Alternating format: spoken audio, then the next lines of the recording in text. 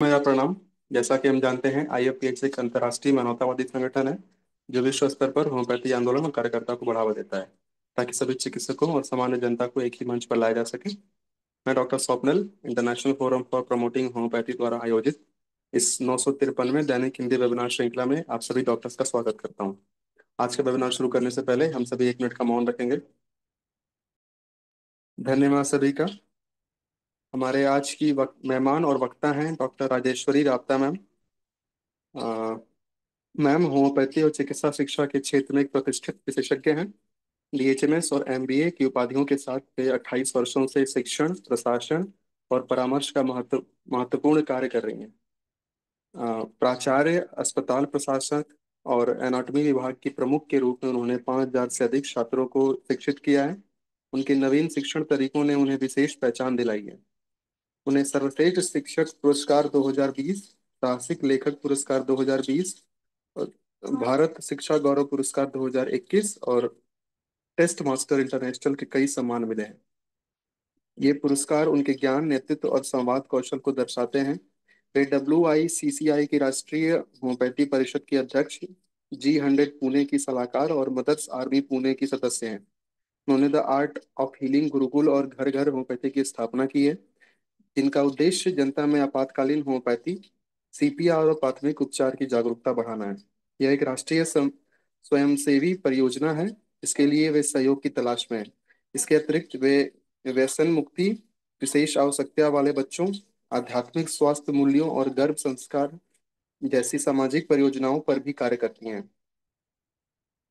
Ma'am अपने ज्ञान और समर्पण से चिकित्सा सेवा और शिक्षा दोनों क्षेत्रों में प्रेरणादायक योगदान दे रही हैं। इसी के साथ मैं मैम से अनुरोध करता हूँ कि वो अपना व्याख्यान प्रारंभ करें और अपने ज्ञान और अनुभव को हमारे साथ साझा करें। Over to you ma'am. Thank you doctor Swapnil मेरा परिचय देने के लिए।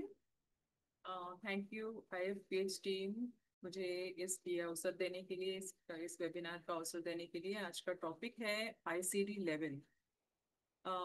मैं जानती हूँ बहुत लोग परिचय होगा ICD-11 के बारे में, और कई लोगों को परिचय नहीं भी हो सकता है। और ये एक्चुअली जब मैं कुछ साल पहले NABH कोऑर्डिनेशन कर रही थी हॉस्पिटल में, तब ICD-10 प्रचलित था। लेकिन 2018 में ICD-10 को बंद कर दिया गया और उसके बाद ICD-11 को लॉन्च किया गया। अब जो परिचित नहीं है वो पूछेंगे कि ICD-10 या ICD-11 क्या होता है। तो ये ICD-10 और जो 11 है, ये टेक्निकली स्टैंडर्डाइजेशन है डिजीजेस का। और एक ग्लोबल प्लेटफॉर्म पे, जैसे हम पहले सेंटीमीटर्स, मिलीमीटर्स, ये जब स्टैंडर्डाइजेशन हुआ गया था ये मेजरमेंट्स का, इसी तरह से डिजीजेस का भी स्टैंडर्डाइजेशन, ताकि एक ही लैंग्वेज हो डिजीजेस के बारे में और एक ही कोड हो, ताकि ग्लोबली एक प्लेटफॉर्म पर सेम तरीके से पहचाना जाए डिजीजेस। तो सिंपलर सिंपलर लैंग्वेज में बोल सकते हैं कि ये एक स्टैंडर्डाइजेशन है। तो एज ए हेल्थ प्रोफेशनल हम सब सीखते हैं, लर्निंग करते हैं, रीलर्निंग करते हैं, अनलर्निंग करते हैं। सभी को ये करना चाहिए। इसी तरह से जब हम ये पढ़ती इसके बारे में जानकारी लेते हैं ICD-10 और ICD-11 के बारे में, ये कोड्स है, डिजीजेस के कोड्स, जो कि मेडिको लीगल पर्पसेस के लिए भी यूजफुल हो सकते हैं, मेडिकल इंश्योरेंस पर्पसेस के लिए भी यूजफुल हो सकते हैं। तो आज का टॉपिक है ICD-11। ICD-10 जो है ये 2018 में बंद कर दिया गया। तो ये ICD international classification of diseases, ये ICD का full form international classification of disease, और इसका फंक्शन स्टैंडर्डाइज सिस्टम डिजीजेस को क्लासिफाई करने के लिए और हेल्थ कंडीशंस को क्लासिफाई करने के लिए ये बनाया गया। तो ये है एक कॉमन भाषा या कॉमन लैंग्वेज, जिसकी वजह से हेल्थ केयर को ग्लोबली पहचाना जा सके। और ये जो स्टैंडर्डाइजेशन है ये बिलिंग और रियम्बर्समेंट, जैसे कि मेडिक्लेम पर्पसेस में होता है, इंश्योरेंस पर्पसेस में, इसके लिए भी बहुत ही इम्पोर्टेंस है इसका। ठीक है, तो जो पब्लिक हेल्थ रिसर्च है, डिजीज का ट्रैकिंग है, और कंसिस्टेंट हेल्थ का जो इंफॉर्मेशन है, जो कि हॉस्पिटल्स में, हेल्थ केयर सेंटर्स में, और कई कंट्रीज में, ना कि एक कंट्री में, सभी कंट्रीज को एक यूनिफॉर्म दर्जा देने के लिए ये ICD-11 का फॉर्मुलेशन हुआ था। ठीक है। तो हम जो आईसीडी जो है, ICD-11, इसका आयुष में भी किस तरह से यूजफुल हो सकता है, ये भी हम आज जानेंगे। ठीक है? तो एक तो कम्युनिकेशन और स्टैंडर्डाइजेशन के लिए इसका इम्पोर्टेंस है। ये एक कॉमन लैंग्वेज है, डिजीजेस का क्लासिफिकेशन का एक कॉमन लैंग्वेज है, जो कि ग्लोबली पहचाना जा सकता है। एक यूनिवर्सल वोकैबुलरी बनता है इससे, जिसकी वजह से हम उसको रिकॉर्डिंग कर सकते हैं, रिपोर्टिंग कर सकते हैं, और हेल्थ प्रॉब्लम्स को मॉनिटर किया जा सकता है, ताकि एक कंसिस्टेंट डेटा बनाया जा सकता है। अलग अलग कंट्रीज में एक ही तरह का डेटा बनाया जा सकता है। तो इसके लिए आईसीडी का इम्पोर्टेंस है। और दूसरा एक है डिजिटल हेल्थ डेटा, जो कि बाहर के कंट्रीज में बहुत कॉमन है। अभी इंडिया में कितना इसका बढ़ावा हो रहा है, कितना विकसित हो रहा है, ये अभी हम जानते हैं। तो डिजिटल हेल्थ डेटा के लिए ये बहुत ही यूजफुल हो सकता है। और इसका जो एक्यूरेसी है, ये भी इम्प्रूव्ड एक्यूरेसी है। तो इसकी वजह से स्टैंडर्डाइज्ड कोडिंग जो है, ये मिस इंटरप्रिटेशन और इनएक्यूरेसी, इसको प्रिवेंट करता है हेल्थ रिकॉर्ड्स बनाते समय। ओके।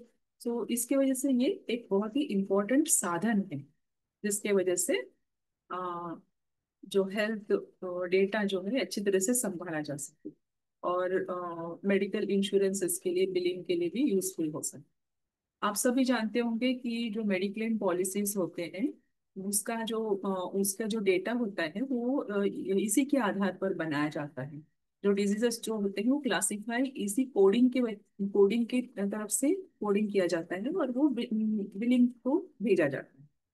तो इसके वजह से बहुत सारी चीजें होती है। एक तो मेडिकल बिलिंग भी हो जाता है, मेडिकल इंश्योरेंस के लिए हेल्प होता है, डिजीज ट्रैकिंग के लिए भी हेल्प होता है, और जो नेशनल हेल्थ पॉलिसीज होते हैं, उसके लिए भी, पॉलिसी प्लानिंग के लिए भी यूजफुल होता है। हाँ, जिसकी वजह से पब्लिक हेल्थ सर्विसेज जो होते हैं, वो बनाए जा सकते हैं, पॉलिसीज किया जाता है। जो आईसीडी कोड्स होते हैं, उसके उसकी डेटा से इंटरप्रेट किया जाता है कि कौन से डिजीजेस कितना प्रेवलेंट है, मोर्टेलिटी रेट्स किस डिजीजेस की वजह से बढ़ रहे हैं या कम हो रहे हैं। तो ये सब डेटा आईसीडी कोड्स के थ्रू मिला जा सकता है। मोर्टेलिटी स्टैटिस्टिक्स भी ट्रैक किया जा सकता है। तो ये बहुत ही इम्पोर्टेंट साधन है। ताकि और भी इम्पोर्टेंस जो है एडमिनिस्ट्रेटिव और फिनेंशियल लेवल पर भी होता है, जैसे मैंने कहा था, बिलिंग और रियम्बर्समेंट। बिलिंग और रियम्बर्समेंट के लिए जैसे एक्यूरेट आईसीडी कोड्स होते हैं, वो हॉस्पिटल्स में बहुत ही इम्पोर्टेंट होते हैं। जैसे जो स्पेशली जो एनएबीएच हॉस्पिटल्स होते हैं, इसमें ये बहुत ही मैंडेटरी है। तो इनका उनका जो पॉलिसी में स्टैंडर्डाइज्ड पॉलिसीज होते हैं, ये मैंडेटरी होता है कि वो जो भी डिजीजेस है, वो आईसीडी के कोडिंग पर ही किया जाए। तो एक्यूरेट आईसीडी कोड्स ये हॉस्पिटल्स के लिए बहुत ही इम्पोर्टेंट होता है, और उसी उसी के थ्रू जो इंश्योरेंस कंपनीज होते हैं, वो पेमेंट्स रियम्बर्स करते हैं और प्रोसेस करते हैं। अगर इनकरेक्ट कोडिंग किया जाता है, तो वो जो क्लेम होते हैं, वो डिनाई किया जाता है। तो इसलिए कोडिंग बहुत ही इम्पोर्टेंट है, जो कि एनएबीएच एक्यूरेट हॉस्पिटल्स होते हैं, इसके लिए बहुत ही इम्पोर्टेंट है। दूसरा होता है जो रिसोर्स एलोकेशन, इसके लिए भी ये आईसीडी कोडिंग इम्पोर्टेंट होता है, ताकि वो डेटा कलेक्ट करते हैं, उसमें से ऑब्जर्व करते हैं और रिसोर्स को एलोकेट करते हैं। और रिसर्च और क्वालिटी के लिए क्लिनिकल क्लिनिकल रिसर्च जो होता है हॉस्पिटल लेवल्स पर, और जो एक्रीडेटेड जो सेंटर्स होते हैं वहाँ पर, तो इसमें से आईसीडी क्लासिफिकेशन जो होता है, एक स्टैंडर्डाइज्ड डेटा कलेक्शन बनाता है, और उसमें से लार्ज स्केल जो क्लिनिकल रिसर्च होता है और एविडेंस बेस्ड डिसीजन मेकिंग किया जा सकता है। तो इसके लिए क्लिनिकल रिसर्च में भी इसका बहुत ही अनुदान इसका बहुत ही इम्पोर्टेंस। फिर क्वालिटी और सेफ्टी, इसके लिए भी ये सिस्टम जो होता है ICD-11 का, ये सपोर्ट करता है। और इसके थ्रू क्वालिटी को मॉनिटर किया जा सकता है और सेफ्टी गाइडलाइंस भी बनाया जा सकता है। अब ये ICD-11 जो है, इसका और NABH का क्या रिलेशन क्या है, और इसका क्यों इम्प्लीमेंट किया जाता है NABH में। तो मैं बताना चाहती हूँ पहले NABH क्या होता है। NABH जो है वो national accreditation board of hospitals and health care providers.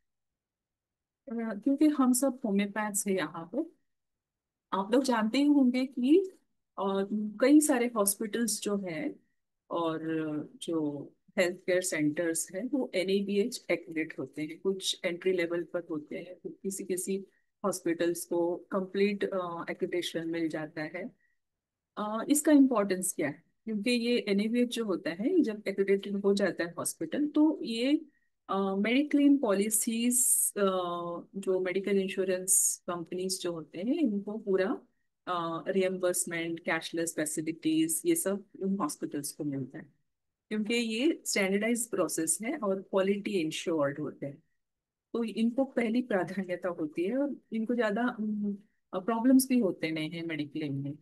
ठीक है, तो इसकी वजह से ये हॉस्पिटल्स को और इन हेल्थ केयर सेंटर्स को इजी हो जाता है ये सब प्रोसेस करने के लिए।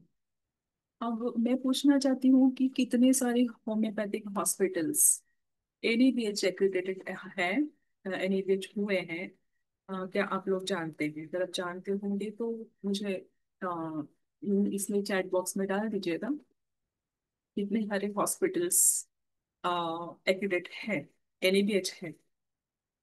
वैसे तो हमारे NCH में से मैंडेटरी किया गया था पॉलिसी में कि होम्योपैथिक कॉलेजेस और हॉस्पिटल्स को NABH होना चाहिए। तो कितने हॉस्पिटल्स और मेडिकल कॉलेजेस NABH रजिस्टर्ड है? तो ये बहुत कॉम्प्लिकेटेड प्रोसेस होता है NABH का। बहुत सारे डॉक्यूमेंट्स बनाए जाते हैं, बहुत सारे इसके लिए रजिस्ट्रेशंस की जरूरत होती है, और पूरा स्टैंडर्डाइजेशन होता है। जैसे नर्सेस के जो प्रोटोकॉल्स होते हैं, डॉक्टर्स के प्रोटोकॉल्स होते हैं, हॉस्पिटल के लिए वेस्ट मैनेजमेंट का प्रोटोकॉल होता है, इन्फेक्शन कंट्रोल का प्रोटोकॉल होता है, ऐसे कई सारे प्रोटोकॉल्स होते हैं, और ये प्रोटोकॉल सबको डॉक्यूमेंटेशन भी किया जा जाता है। पेशेंट केयर का प्रोटोकॉल होता है, ट्रीटमेंट्स का प्रोटोकॉल होता है। तो हर एक चीज को एक सिस्टमाइज्ड वे होता है, और इसी तरह से उसको मॉनिटर किया जाता है। तो ये सब क्वालिटी इंश्योर्ड होता है, और ये क्वालिटी इंश्योर्ड होने की वजह से इसको इंस्पेक्शन किया जाता है NABH टीम के थ्रू, और फिर उनको एक्रेडिटेशन पास किया जाता है। तो एंट्री लेवल होता है, उसके बाद फाइनल होता है। तो इस तरह से NABH का प्रोसेस किया जाता है। तो अम, आपको मेरी हिंदी समझ में आ रही है ना? तो बीच बीच में टेक्निकल टर्म्स जो है उसको मैं हिंदी में बता नहीं पाऊंगी।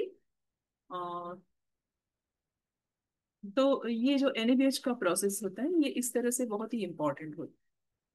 तो मैं ये पूछना चाहती थी कि आप लोग क्या बता सकते हैं कि कितने सारे होम्योपैथिक सेंटर्स या होम्योपैथिक कॉलेजेस और हॉस्पिटल्स NABH प्रोसेस अंडरगो कर रहे हैं या कर चुके हैं? आपको पता होगा तो आप चैट में डाल सकते हैं, अगर नहीं है तो आप शुरू कर दीजिएगा।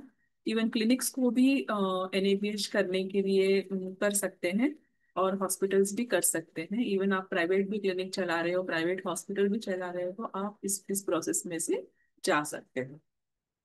ठीक है, तो ये ICD-10 जो है, ICD-11 जो है, ये NABH का ही एक पार्ट है। और NABH में ये मैंडेटरी होता है कि NABH ICD-11 को फॉलो किया जाए। ओके, और इसका इम्पोर्टेंस भी मैं बता चुकी हूँ। तो अभी मैं आपको शेयर करती हूँ एक ये वेबसाइट जो ICD-11 का है।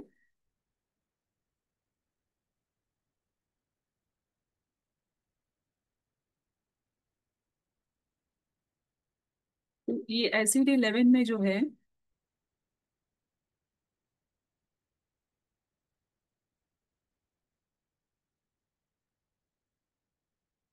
हाँ, I will tell you how we can get our NABH clinic certified. तो ये जो है, आप देख सकते हो, ये ICD-11 का वेबसाइट, ओके, WHO के अंडर आता है। तो ICD-11 जो है, ये आयुष के लिए भी बनाया गया है, लेकिन आयुष में एट प्रेजेंट आयुर्वेदा, सिद्धा और यूनानी के लिए ही सिर्फ मेंशन किया गया है ICD-11 के लिए। लेकिन हम होम्योपैथी में भी हम यू कैन कॉन्टैक्ट WHO को कांटेक्ट करके हम भी बता सकते हैं कि हम भी कंट्रीब्यूट करेंगे ICD-11 के लिए, और हम तैयार हैं। और ये तब हो पाएगा जब हम मैक्सिमम हॉस्पिटल्स NABH सर्टिफाइड होंगे। अगर हम NABH सर्टिफाइड नहीं होंगे तो फिर ICD-11 को कंट्रीब्यूट करने का कोई मतलब नहीं होता है। ठीक है। तो हमको ग्लोबल प्लेटफॉर्म तक पहुंचना है, हमारा रिसर्च को भी हम ग्लोबली एक्नॉलेज करना है। तो हमको ये सब फॉलो करना बहुत ही इम्पोर्टेंट है। समझ पा रहे हैं ना आप लोग? तो अगर हमको ग्लोबल प्लेटफॉर्म में सभी की तरफ से एक्नॉलेजमेंट चाहिए कि हमारा भी साइंटिफिक मेथड है, हमारा भी स्टैंडर्डाइज मेथड है, तो हमको ये सब करना जरूरी है। ठीक है। तो ये जो है ICD-11 mortality morbidity status statistics है, जिसमें हम कई सारे इन्फेक्शंस होते हैं, पैरासिटिक डिजीजेस होते हैं, जैसे कि आप देख रहे हैं न्यूप्लाज्म्स है, diseases of blood forming organs है, डिजीज ऑफ इम्यूनिटी सिस्टम है। तो ये जो डिजीजेस है, इसको एक कोड दिया गया है। ठीक है। तो अभी मैं यहाँ पर से आप लोगों को कुछ डिजीजेस दिखाती हूँ, जैसे कि समझो इंजुरी है। ओके। हाँ, हम इंजुरी की तरफ जा रहे हैं, तो हम ज्यादा करके होम्योपैथी में हम लोग स्किन डिजीजेस देखते हैं। ठीक है। तो स्किन स्किन डिजीजेस में भी जा सकते हैं हम, या मेंटल बिहेवियरल डिजीज में जाएंगे। तो ये देखो, mental disease, acute stress reaction. तो यहाँ पर जो है जो कोड दिया गया है QE8084, अनकॉम्प्लिकेटेड बेरीवमेंट, इसमें QE62 ऐसा दिया गया है कोड। तो ये जो कोड्स है, ये इसको बोलते हैं ICD-11 कोड। ओके। तो ये यूनिफॉर्म कोड है, अगर आप कोई भी कंट्री में जाओ, इस डिजीज के लिए वही कोड होगा। ठीक है। Sleep wake disorders, sexual dysfunctions, तो इसी इसके लिए इस तरह का कोड दिया गया है। डिजीज ऑफ इम्यून सिस्टम, तो यहाँ पर इस तरह से डिजीजेस है। और यहाँ पर एक कोडिंग टूल भी है, यहाँ पर हम सर्च कर सकते हैं स्किन डिसऑर्डर्स। अगर आपको समझ में नहीं आ रहा है, तो हाँ, आप स्किन डिसऑर्डर्स, तो स्किन डिसऑर्डर्स के लिए यहाँ अलग अलग, देखिए यहाँ पर skin disorder of uncertain unspecified nature, exfoliation disease disorder, okay, staphylococcal skin disorder, chronic blistering skin disorder, chronic papillary skin disorder. इस तरह से स्किन डिसऑर्डर्स के हर एक डिसऑर्डर का यहाँ पर कोड दिया है। ठीक है। तो इस तरह से हम स्किन डिसऑर्डर्स के लिए भी अगर हमको स्पेसिफिक करना है, तो कॉन्टैक्ट डर्मेटाइटिस। तो यहाँ पर systemic contact dermatitis, EK5Y। Okay, यहाँ पर कोड दिया गया है, तो ये कोड कॉन्टैक्ट डर्मेटाइटिस के लिए आएगा। उसमें भी डिफरेंट डिफरेंट क्लासिफिकेशन है, जैसे डर्मेटाइटिस और eczema of female genitalia. Okay. Dermatitis of hands, okay, contact dermatitis of hands, इसके लिए अलग अलग इस तरह से कोड्स दिए गए हैं। ठीक है। तो इस तरह से हम कोड सर्च करके हमारे केस पेपर्स में हम एंटर कर देंगे। So you got it. तो ये इस तरह से, अगर आपको चाहिए तो मैं ये टूल का जो लिंक है, ये मैं आपको चैट बॉक्स में डाल देती हूँ, आप लोग सर्च कर पाएंगे।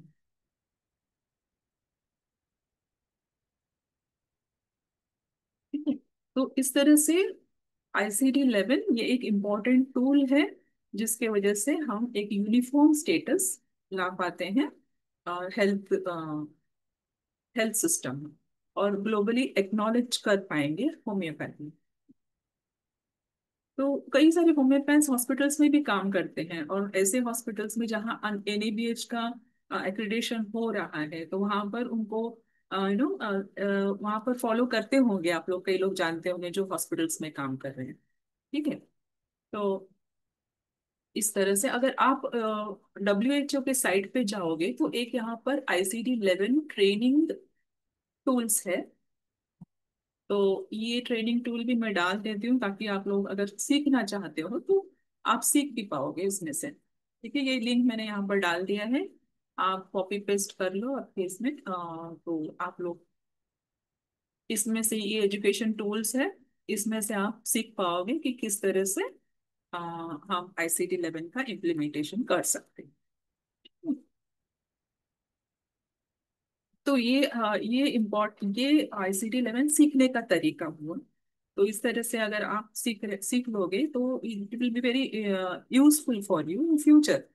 आगे जाकर इंडिया में बहुत बदलाव आने वाला है हेल्थ सिस्टम में, और तब जाकर हम अपडेटेड रहेंगे तो काफी यूजफुल हो। ठीक है। तो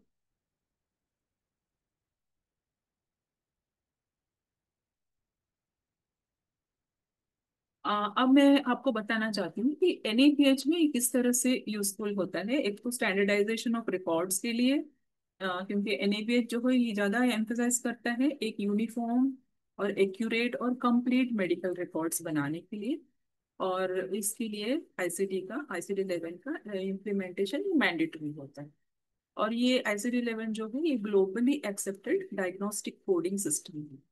जो भी डिजीज डायग्नोस होता है उसका एक स्पेसिफिक कोड होता है। तो ये होम्योपैथिक हॉस्पिटल्स को भी एक स्टैंडर्डाइज्ड केस डॉक्यूमेंटेशन के लिए यूजफुल होगा, क्योंकि हम सिम्टम्स के हिसाब से हम ट्रीटमेंट तो देते हैं लेकिन डिजीज का नाम तो लिखना ही पड़ेगा। तो वो डिजीज का नाम जो है वो कोडिंग सिस्टम के थ्रू हम लिखते हैं। अगर आपका हॉस्पिटल है और हेल्थ केयर सेंटर है और आप NABH का एप्लीकेशन कर रहे हो तो आपको ये मैंडेटरी हो जाएगा कि आपको ICD-11 में आप डिजीज को कोडिंग करना चाहिए, आपको करना होगा। और इंटीग्रेशन ऑफ नेशनल और हेल्थ ग्लोबल सिस्टम्स के लिए भी NABH एक्रेडिटेशन ये ग्लोबल बेंचमार्क कंसिडर करता है ICD-11 को। और ICD-11 जो है ये जो है होम्योपैथी को कन्वेंशनल सिस्टम के साथ ब्रिज करता है। हम इंटीग्रेटेड मेडिसिन की बात करते हैं, जब इंटीग्रेटेड मेडिसिन की बात करते हैं तो फिर हमको ये सब पॉलिसीज को हमको फॉलो करना होगा, है ना। तो it will help to contribute to national health statistics and national standardization और इंटरनेशनल स्टैंडर्डाइजेशन एज वेल। और क्वालिटी और सेफ्टी के लिए भी ये एनिवेज जो होता है ये क्वालिटी काउंसिल ऑफ इंडिया के थ्रू ही सर्टिफिकेशन मिलता है अपने को। तो जब ये मिलता है तो पेशेंट सेफ्टी, क्वालिटी एश्योरेंस, ये सब बातें आ जाती है। और ICD-11 जो है ये डायग्नोसिस डायग्नोसिस, ट्रीटमेंट प्लानिंग और फॉलोअप के लिए बहुत ही इम्पोर्टेंस देता है, और जो एरर्स होते हैं उसको भी रिड्यूस करता है। और जो अकाउंटेबिलिटी होती है जो मेडिकल सिस्टम की और होम्योपैथिक सिस्टम की, इसको इम्प्रूव करता है। तो एक तरह से ये होम्योपैथी का क्वालिटी इम्प्रूवमेंट हो गया है ना। तो इस तरह से हम एक नेशनल इंटरनेशनल स्टैंडर्ड्स में हम समा जाएंगे। तो ये एक बेहतर होगा। और इसके बाद एक इम्पॉर्टेंट चीज है, इतने सारे होम्योपैथिक हॉस्पिटल्स हैं जो मेडिक्लेम पॉलिसीज रियम्बर्स करते हैं या कैशलेस फैसिलिटी देते हैं। क्या आप जानते हो कुछ कोई हॉस्पिटल्स, होम्योपैथिक हॉस्पिटल्स जो कि कैशलेस बेनिफिट देता होगा? जैसे कि कई सारे मॉडर्न हॉस्पिटल्स जो है एलोपैथिक सिस्टम के, ये तो कैशलेस बेनिफिट्स देते हैं। कई हॉस्पिटल्स फैसिलिटीज ऐसे भी है जो कि रिइम्बर्समेंट देते हैं। तो ऐसे हॉस्पिटल्स, होम्योपैथिक हॉस्पिटल्स कितने हैं? क्या हम फिंगर्स पे भी एटलीस्ट काउंट कर पाएंगे इतने हॉस्पिटल्स हैं? क्या आप बता सकते हो? अगर आप जानते हो तो आप इसमें डाल दीजिएगा चैट बॉक्स में। मैं जानना चाहती हूँ कितने हॉस्पिटल्स NABH एक्रेडिटेड है और कितने सारे होम्योपैथिक हॉस्पिटल्स और हेल्थ केयर सेंटर्स है जो कि कैशलेस बेनिफिट्स देते हैं।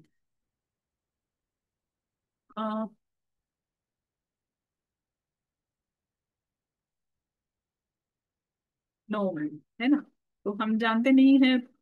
ऐसे तो कई सारे इंश्योरेंस पॉलिसीज हैं, मेडिक्लेम पॉलिसीज, जो कि बेनिफिट्स उसमें मेंशन किया गया है कि 24 आवर्स का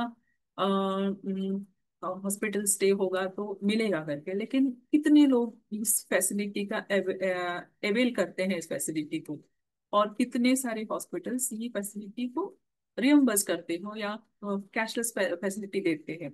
तो ये तो मैं जानते नहीं हूँ, अभी तक मैंने तो आई नॉट सी।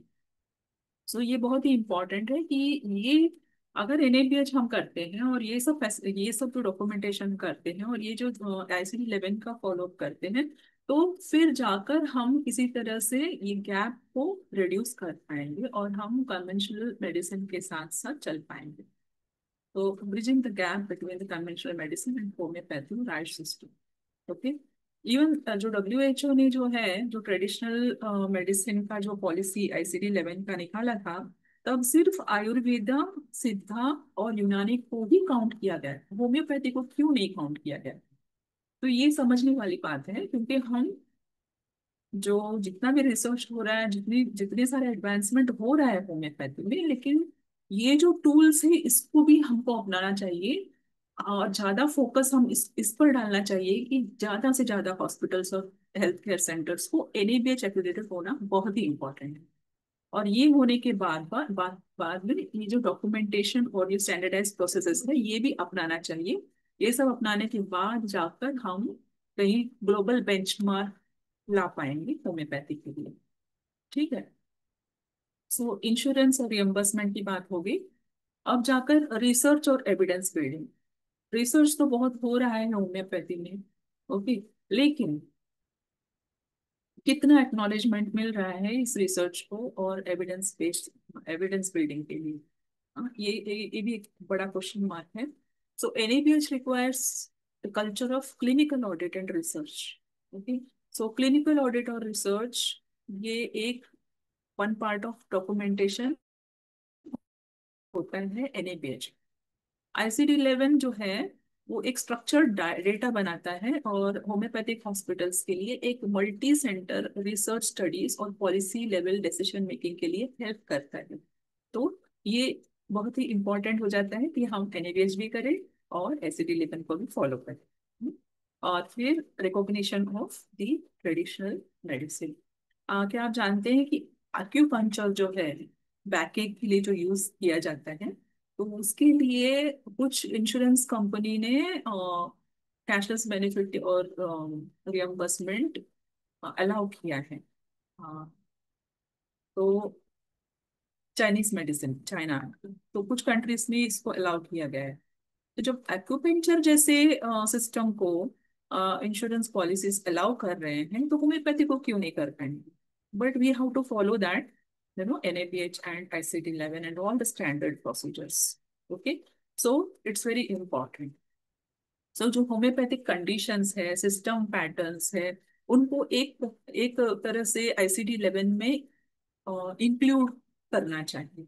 तो जो चैप्टर है, ट्रेडिशनल मेडिसिन का जो चैप्टर है WHO में, वहां पर जाकर आप ईमेल कर सकते हैं उनको और उनको कांटेक्ट कर सकते हैं कि include homeopathy and we are following this ICD-11 code. So अगर हम ज्यादा से ज्यादा लोग अगर उनको अप्रोच करते हैं, तो कहीं ना कहीं जाकर होम्योपैथी भी इसमें इंक्लूड हो जाए। और इसके लिए पहला स्टेप होगा कि होम्योपैथिक, ज्यादा से ज्यादा होम्योपैथिक हॉस्पिटल्स और क्लिनिकल सेंटर्स जो है उसको NABH के लिए अप्लाई करें और एक्रीडेशन ले। और फिर उसके बाद ये जो डॉक्यूमेंटेशन है, जो मैंडेटरी पॉलिसीज है, प्रोसेसेस है, ये सब फॉलो करें। ठीक है। तो एडवांटेज क्या होता है NABH एक्रेडिटेड होम्योपैथिक हॉस्पिटल्स का? एक तो इम्प्रूव क्रेडिबिलिटी मिलती है, ग्लोबल रिकॉग्निशन मिलेगा, ट्रस्ट मिलेगा, बेटर इंटरऑपरेबिलिटी। ओके। ताकि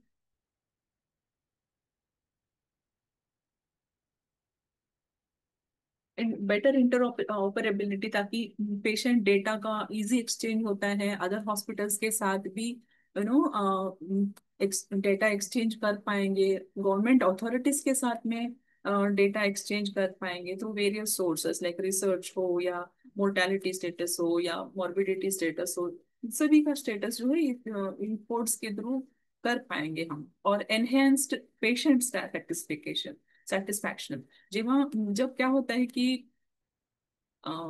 एक हॉस्पिटल एनएबीएच हो जाता है तो पेशेंट को भी समझ में आता है कि हाँ ये क्वालिटी एंश्योर्ड है। ओके, यहाँ पर पॉलिसीज जो मेडिक्लेम पॉलिसी हम ले रहे हैं इसका यहाँ पर कैशलेस बेनिफिट ही मिलेगी या हमको रियम्बर्समेंट मिलेगा। और जब ये सब होता है तो ऑटोमेटिकली पेशेंट का भी ट्रस्ट बढ़ जाता है। ओके, तो एनहेंस पेशेंट सेटिस्फेक्शन। और इनको ये भी हो जाता है कि एक्यूरेट डायग्नोसिस होगा यहाँ पर, ट्रांसपेरेंसी होगा, इंश्योरेंस एक्सेप्टेंस है, ये सब चीज़ों के सेटिस्फेक्शन बढ़ जाता है पेशेंट। ओके, तो ट्रीटमेंट सिर्फ एक पार्ट नहीं है, उसमें जो पेशेंट को खर्चा होता है वो जब मेडिक्लेम थ्रू जब उनको मिलता है पैसा रिटर्न, तो वो खुश हो जाते हैं ना। तो ये भी एक इम्पोर्टेंट पार्ट है। Policy level visibility, homeopathy becomes a part of national health reporting.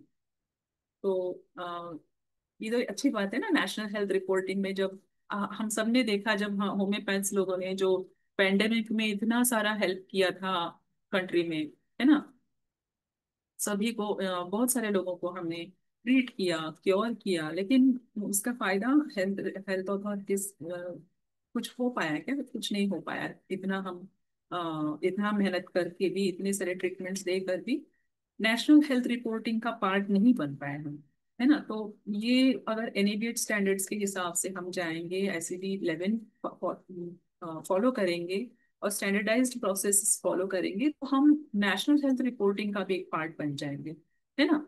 तो ये एक इम्पॉर्टेंट पार्ट है। So national policy level visibility भी आ जाएगी होम्योपैथी के लिए। Stronger academic and research base, so data driven homeopathy evidence based practice के लिए सपोर्ट करें। तो डेटा एक इम्पॉर्टेंट थिंग है, और इसको हम नेग्लेक्ट नहीं कर सकते, है ना। सो और एक बात है कि ICD-11 जो है ये तो एनएबीएच स्टैंडर्ड से अलाइन करता ही है, और क्वालिटी, सेफ्टी और अकाउंटेबिलिटी भी देता है। और होम्योपैथिक हॉस्पिटल्स को एक ग्लोबल हेल्थ केयर टेबल पर एक सीट प्रोवाइड करता है, और ताकि हम एक वॉइस में बोल सकें और अपना एविडेंस बेस्ड मेडिसिन को प्रस्तुत कर पाए, है ना। तो इस तरह से हम एक ग्लोबल बेंच पर बना पाएंगे। और मेडिकल बिलिंग और कोडिंग जो है ये भी एक इंटरकनेक्टेड पार्ट है ICD-11 का। जैसे मैं बता चुकी हूँ कि मेडिकल बिलिंग के लिए ICD-11 बहुत इंपॉर्टेंट होता है, क्योंकि सभी जो डिजीजेस जो होते हैं जो हम पॉलिसी के लिए प्रस्तुत करते हैं, तो वो डिजीजेस के नाम नहीं भेजा जाता है, जो डिजीजेस के जो कोड्स रहते हैं वो भेजे जाते हैं। ओके, तो ये कोड्स के थ्रू वो अप्रूवल होता है। तो एक मेडिकल बिलिंग की टीम होती है हर एक हॉस्पिटल में, या जो इंश्योरेंस कंपनीज होते हैं उनके पास टीम होते हैं, वो वेरीफाई करते हैं और फिर वो या तो एक्सेप्ट करते हैं, अप्रूव करते हैं, या तो डिनाई करते हैं। तो ये एक इम्पॉर्टेंट पार्ट है।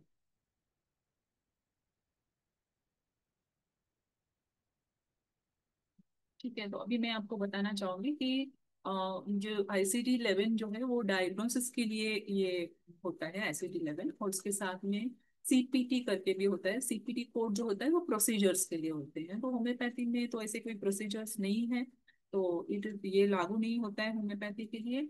एक तो HCPCS लेवल 2 करके होता है, जो सप्लाईज और ड्यूरेबल मेडिकल इक्विपमेंट के लिए होता है, ये भी कोड होता है। तो ये सारे कोड्स जो होते हैं ये हॉस्पिटल्स में जहाँ सर्जरीज होते हैं, जहाँ प्रोसीजर्स होते हैं या सप्लाईज होते हैं मेडिकल इक्विपमेंट का, इसके लिए ये अलग अलग तरह के कोड्स होते हैं। ठीक है, तो जो मेडिकल कोडर होता है ये सब देखता है, और उसके उसके हिसाब से प्रोसीजर्स के लिए कौन से मेडिकल इक्विपमेंट यूज किया गया है इसके लिए, और कौन से डिजीजेस है इसके लिए, इसके ऊपर से वो जो मेडिकल बिलिंग है वो पास होता है। ठीक है, तो अभी जो ICD-11 मेडिकल मेडिसिन चैप्टर जो है इसका मैं आपको पेज दिखाती हूँ किस तरह से होता है वो।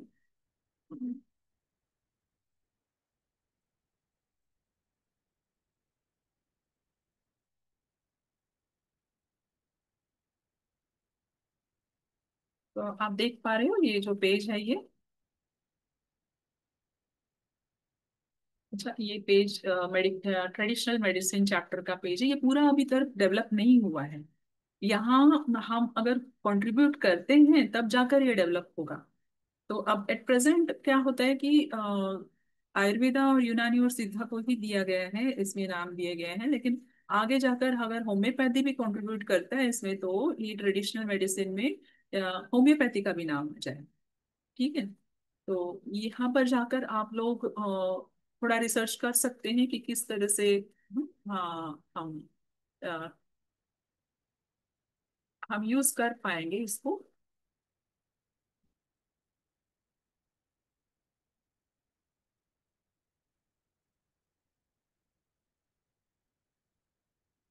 तो मैंने चैट में डाल दिया है, आप लोग चाहिए तो रिसर्च कर सकते हो।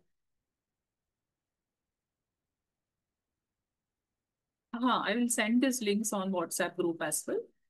No worries. सो यहाँ पर सब दिया गया है कि आईसीडी क्या होता है, ट्रेडिशनल मेडिसिन चैप्टर आईसीडी 11 का ये क्या है, इसके बारे में यहाँ पर इम्पोर्टेंस दिया गया है और किस तरह से इसको इम्प्लीमेंट किया जा सकता है। ओके, तो they have given us opportunity and it depends on us that how you capture the opportunity, किस तरह से हम इसको यूज करें ये हमारे हाथ में है। तो हम इनको अप्रोच करके हम होम्योपैथी को भी इसके साथ लेके आ सकते हैं और इस तरह से हमको चांस मिलेगा कि हम ग्लोबली एक्सेप्टेबल और एक्नॉलेजेबल हो जाएं। ठीक है। तो इसके लिए ये टॉपिक इसी के लिए था, ताकि हम एक जंप मारे और ग्लोबली एक्सेप्टेड हो जाए। ठीक है। हम्म। तो I can take the question and answers now, अगर आपको कोई डाउट है तो। अच्छा, I will show you another thing also, I mean about the NABH. Yeah. So here is the NABH site. You can just see.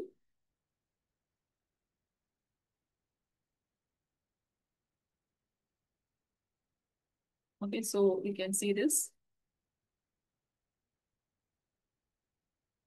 Here is the NABH Ayush level entry level certification. ठीक है, आपको कैसा है कि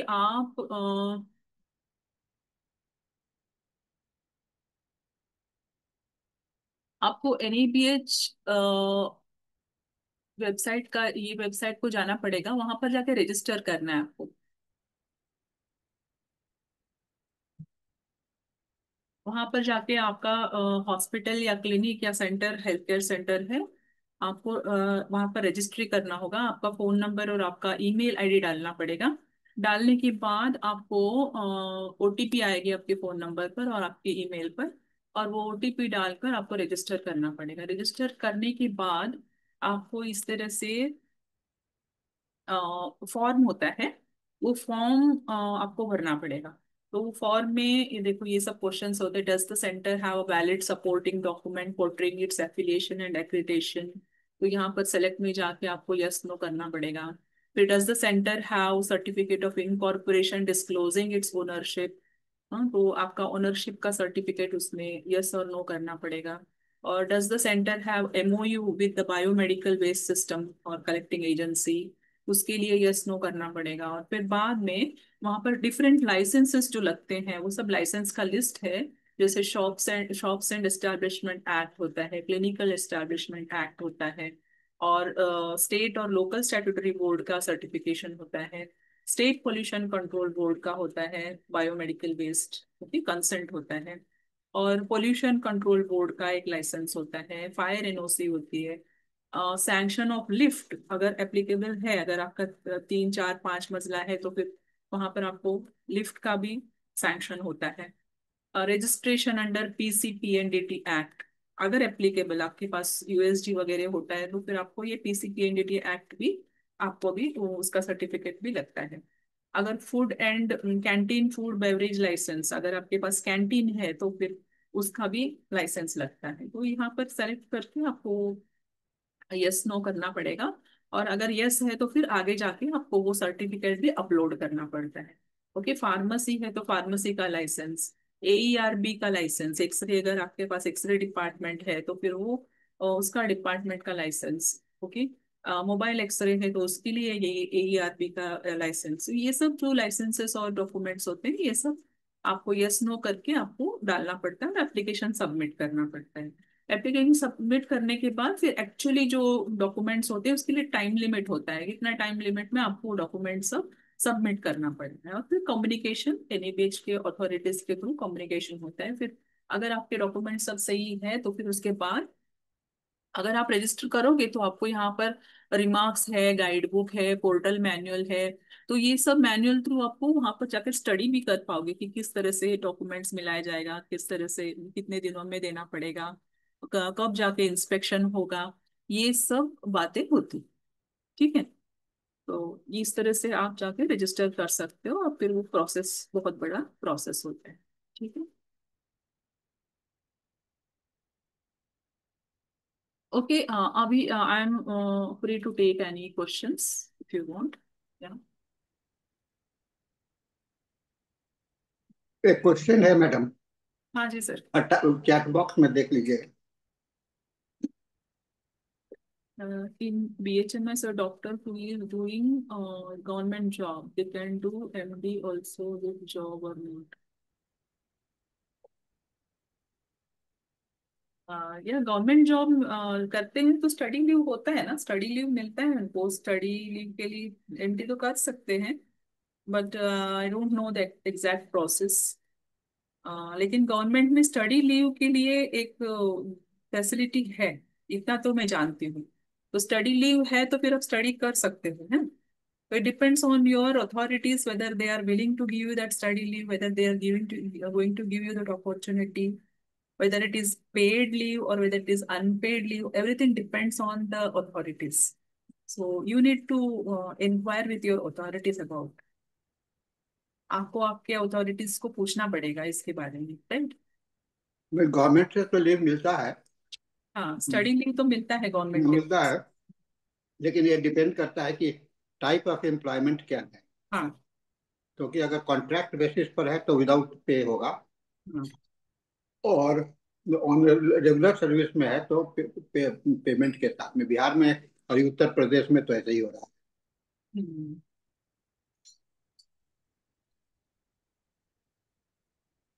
और ICD 10 और 11 में, अभी तो 11 का भी चर्चा चल रहा है। 11।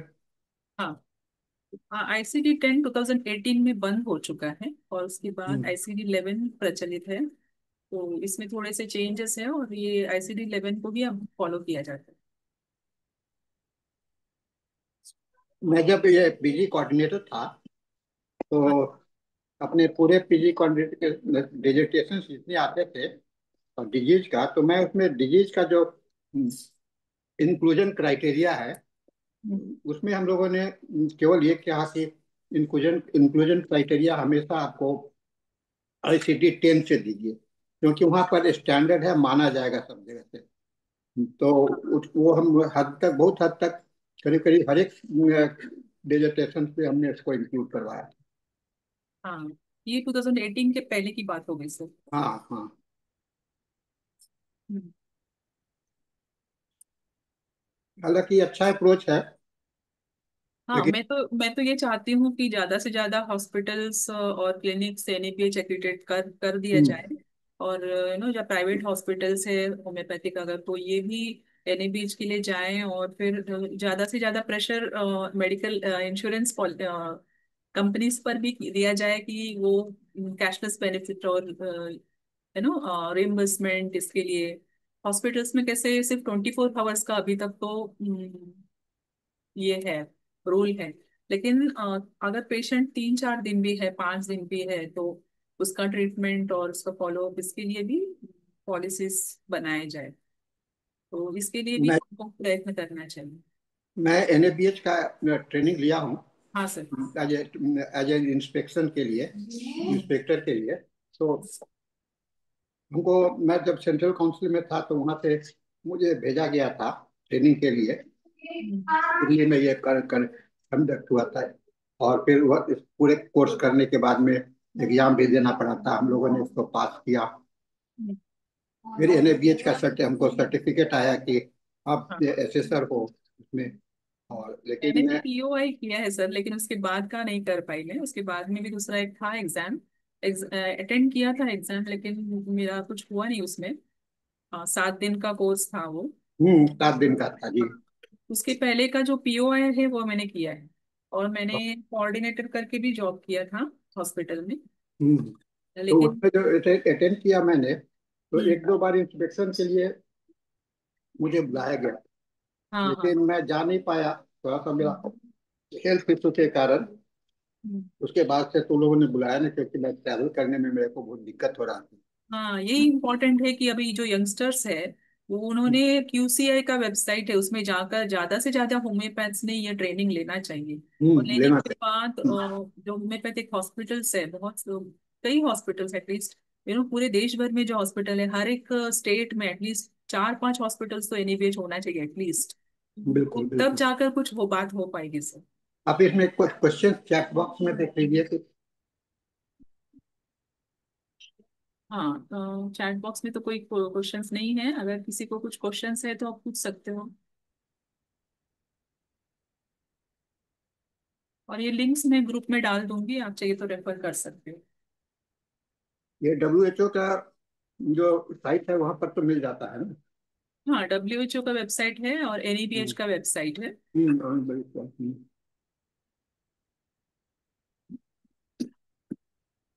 अगर हमारे तरफ से, अगर WHO के वेबसाइट में भी जाकर भी हम प्रपोजल डालेंगे कि हमको होम्योपैथी को भी इंक्लूड कर देना ICT 11 में, तो वो भी इंक्लूड हो जाएगा। एट प्रेजेंट हम देख रहे हैं कि सिर्फ आयुर्वेदा और अ, आयुर्वेदा, सिद्धा और यूनानी को ही दिया गया है ट्रेडिशनल मेडिसिन में। एक क्वेश्चन आया है।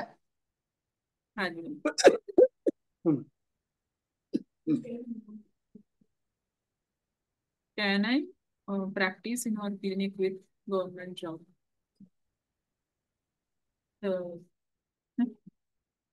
पता नहीं, अभी मुझे प्रैक्टिस गवर्नमेंट जॉब के साथ प्रैक्टिस अलाउड नहीं होता है। प्राइवेट प्रैक्टिस अलाउड नहीं होता है गवर्नमेंट जॉब के साथ। नहीं, ऐसा नहीं है। है ना सर? सभी सभी में नहीं है। सभी में नहीं। जिसमें जिसको नॉन प्रैक्टिसिंग अलाउंस मिलता है, हाँ वहां पर आपको नहीं अलाउड है, लेकिन जहाँ नॉन प्रैक्टिसिंग अलाउंस नहीं मिलता है, हाँ हाँ, करेक्ट। वहां पर लोग प्रैक्टिस करते थे। बिहार में अब देखेंगे कि टीचर लोग के लिए ये नॉन प्रैक्टिसिंग अलाउंस नहीं देते हैं, तो वो सभी अपने अपने क्लिनिक खोले हुए हैं। हाँ, टीचर्स के लिए है, टीचर्स के हम्म। लिए देते हैं। राइट। नहीं, टीचर्स के लिए तो NIH में नहीं है। हाँ। NIH में कलकत्ता में टीचर्स के लिए भी नॉन प्रैक्टिसिंग अलाउंस मिलता है, उन लोग को प्रैक्टिस नहीं करने के लिए छूट है। बहुत जगह पर है, बहुत जगह पर नहीं है।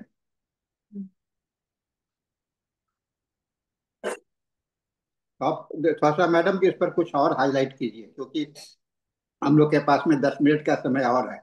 एक और क्वेश्चन है, होम्योपैथिक प्रैक्टिशनर्स के लिए क्या है? What about homeopathic practitioner? Hmm. I didn't get the question. What about homeopathic practitioner? In case of what? आप उसको और क्लैरिफाई कीजिए, जो जो जिन्होंने क्वेश्चंस किया है। Homeopathic practitioner, government jobs. Now, I don't know how many government jobs are being. You have to go to the website, government website, and see for the jobs and all opportunities. ये तो newspapers में और government portals में government jobs के बारे में आते हैं, तो आपको सर्च करना पड़ेगा। एक कैटेगरी में है गवर्नमेंट जॉब। जैसे बिहार में तो अभी बहुत अच्छा वैकेंसी आया, 400-500। RBS के में कुछ 500 के आसपास रेगुलर वैकेंसी भी फिलअप हम्म, हुए। हम्म, यूपी में भी आपको बहुत अच्छा स्कोप है, बंगाल में भी है। हम्म। अदर स्टेट का तो मुझे जानकारी नहीं है। महाराष्ट्र में है क्या सर? महाराष्ट्र का तो बहुत पुअर है। बहुत पुअर है सर। वहाँ पर तो शायद एक भी नहीं है। हाँ। और कोई भी फैसिलिटी नहीं है उसमें, तो सबसे बड़ा दिक्कत है कि, और इसीलिए देखिएगा महाराष्ट्र में होम्योपैथी का प्रैक्टिस जो है सो हम्म,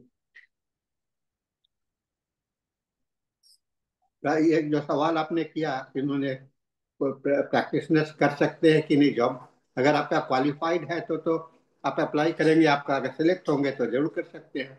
हाँ, जैसे सर ने बताया था कि क्लिनिकल अलाउंस जो मिल रहा है, प्रैक्टिस अलाउंस मिलता है तो फिर नहीं कर पाओगे, हम्म। और प्रैक्टिकल अलाउंस नहीं मिलता है तो फिर आप क्लिनिक प्रैक्टिस करते हुए भी आप हम्म। कर हम्म। सकते हो।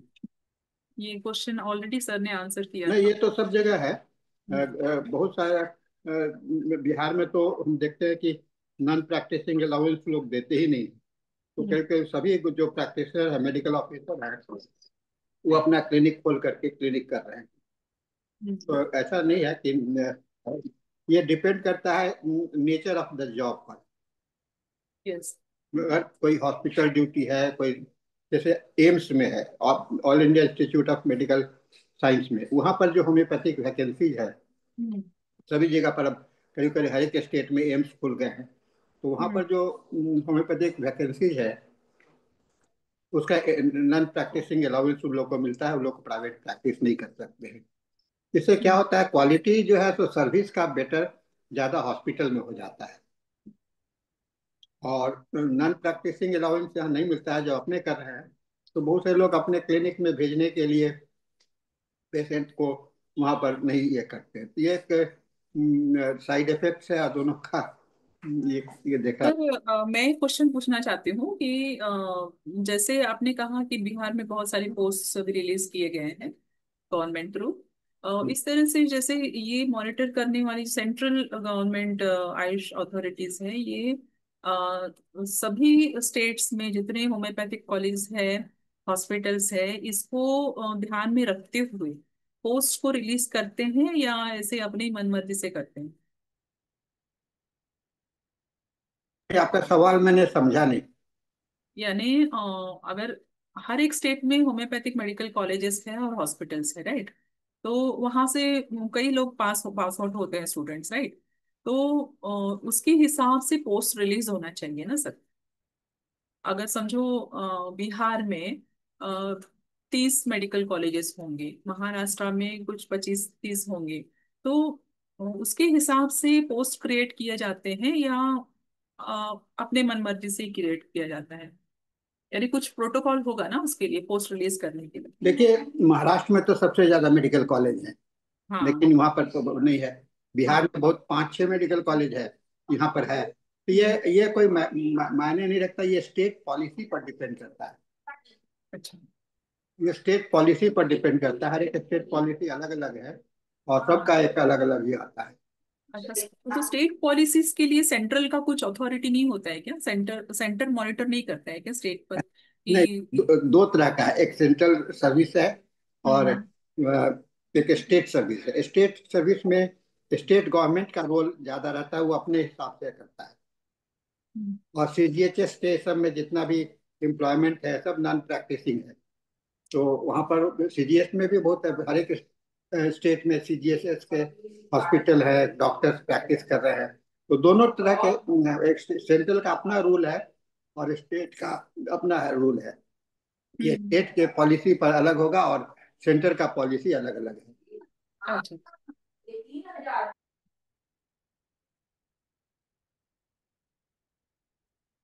ओके, अच्छा, ये आईफोन आपका नाम क्या है? आईफोन लिखा है सिर्फ, आप अपना नाम भी डाल दीजिए ताकि सर पढ़ेंगे आपका। He is asking for your phone number, doctor Ravi, homeopathic practitioner. So can you please share your number? I have some questions related to PHMS. I will call you after same. Okay. तो is that all, और किसी को कोई questions नहीं है?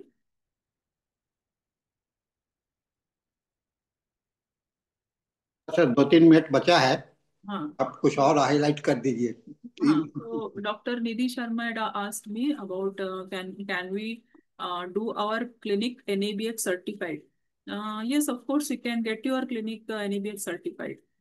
Clinic को भी NABS certified कर सकते हैं, और बहुत आसान प्रोसीजर है। कुछ डॉक्यूमेंट्स लगेंगे, कुछ रजिस्ट्रेशन शॉप एक्ट वगैरह लगते हैं, कुछ लाइसेंसेस लगते हैं, बस आपको रजिस्टर करना पड़ेगा एनएबीएच आयुष पोर्टल पर जाकर। और फिर बाद में जैसे जिस तरह से मैंने दिखाया था उस तरह से आपको वो सब यस नो करना पड़ेगा जो सर्टिफिकेशन है उसके लिए, और फिर बाद में सबमिट करना पड़ेगा एप्लीकेशन।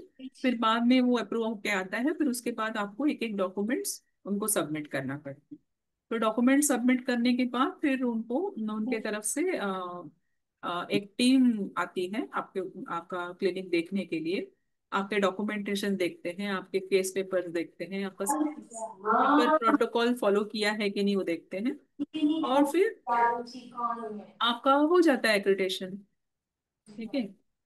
एक और चीज है कि जो एनएबीएस सर्टिफाइड होने के लिए आपको क्लिनिकल एस्टेब्लिशमेंट एक्ट भी है, हाँ। और उसके क्राइटेरिया आप क्लिनिक के करते हैं प्राइवेट कॉलेज और क्लिनिक का, तो उस हिसाब से वहाँ पर रेगुलेशन लागू होता है।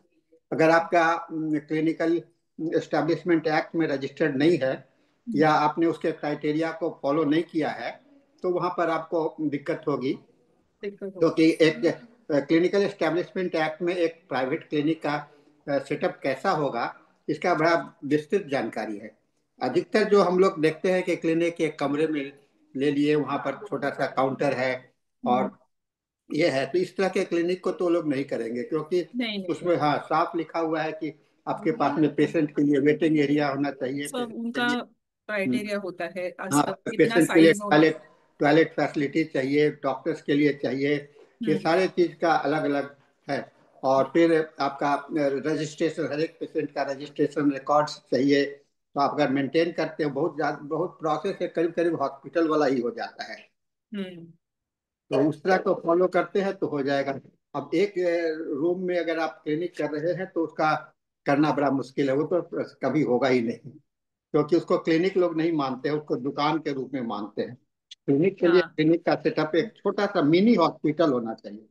यहाँ तक कि करेक्ट। उसमें कहते हैं कि एक पेशेंट को इमरजेंसी वार्ड, इमरजेंसी के लिए एक बेड भी होना चाहिए, जिससे कि आप प्राइवेट कोई आप पेशेंट भी इमरजेंसी में पेशेंट को कभी रिफ्यूज भी नहीं कर सकते हैं, हम्म। चाहे कितना भी आएगा। आप एज ए डॉक्टर आप, हाँ आप उसका प्राइमरी एड दे दीजिए और उसको कहीं बड़े हॉस्पिटल में या कहीं पर रेफर कर सकते हैं, लेकिन इमीडिएट आप रेफर रिफ्यूज नहीं कर सकते हैं, वो आपका एथिकल एक्ट में नहीं तो पनिशेबल है। तो मैडम बहुत अच्छा सेशन रहा हम लोग इस सेशन के, आपका मीटिंग हम लोग का अब समय समाप्त भी हो गया है, तो इसके साथ में हम लोग इस मीटिंग को समाप्त करते हैं और सेशन को हैंड ओवर करते हैं हम लोग।